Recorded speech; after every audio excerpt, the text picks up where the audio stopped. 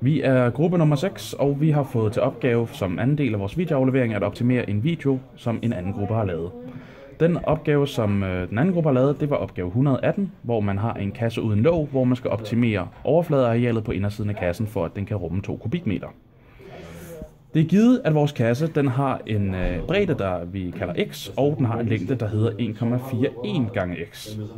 Samtidig så har vi vores anden ubekendte, som vi kalder for h, som er vores højde, og ud fra det, og at det, vi ved, at rumfanget det er 2 kubikmeter, så skal vi så finde frem til vores optimale overfladeareal.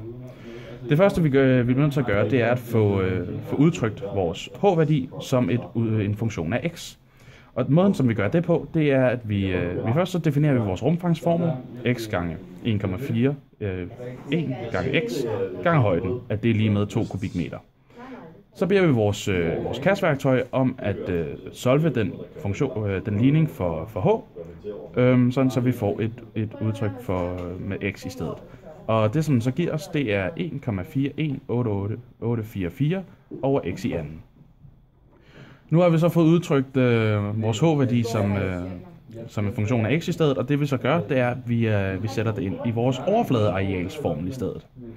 Da vi har en kasse her, der ikke har noget låg, så skal vi også tage højde for det, hvilket vi har gjort, og så har vi fået, at vores overfladeareal for indersiden af kassen må hedde 2 gange x gange h plus 2 gange 1,4x gange h plus x gange 1,4x, som så er vores bund, som vi kun tager en af, da vi ikke har toppen med der på os. Så indsætter vi vores værdi for h herop ind i vores formel her, og så får vi den til udtryk til den her formel i stedet.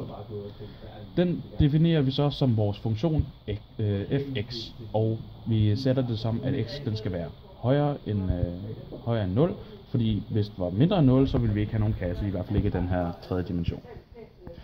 Nu skal vi jo så finde ud af, hvad vores minimum x-værdi skal være, for at vi kan få det mindst mulige overfladeareal. Og for at gøre det, så bliver vi nødt til at undersøge vores funktion fx ved at differentiere den. Så vi differentierer den og får, at f-mærke x, det er 2,82 gange x minus 6,83688 over x i anden, hvor x selvfølgelig stadigvæk er større end 0. Så beder vi vores kastværktøj om at solve f-mærke af x, hvor at det er lige med 0, fordi at når det er lige med 0, så betyder det, at tangentens hældning på vores graf f-mærke x er lige 0, som er det minimum mulige x-værdi. Det, som vi så får ud af det er, at vores mindst mulige x-værdi, det er 1,34339. Men samtidig så vil vi jo også undersøge, om det her det rent faktisk er et minimum eller et maksimum. Og ved at gøre det, så har vi så også solvet f-mærke x, for at det er større end 0, og det er mindre end 0. Vi kan så se fra, at når f-mærke x det er større end 0, at den så er voksende fra det punkt af, fordi at x det så vil være større end 1,34339. Samtidig så kan vi også se, at før at x er 1,34339, så er det en negativ hældning på grafen. Når vi så solver f-mærke x er mindre end 0, så får vi nemlig, at fra 0 til 1,34339x, at så er den faldende. Dermed kan vi konstatere, at vores x er lige med 1,34339, at det er et minimum.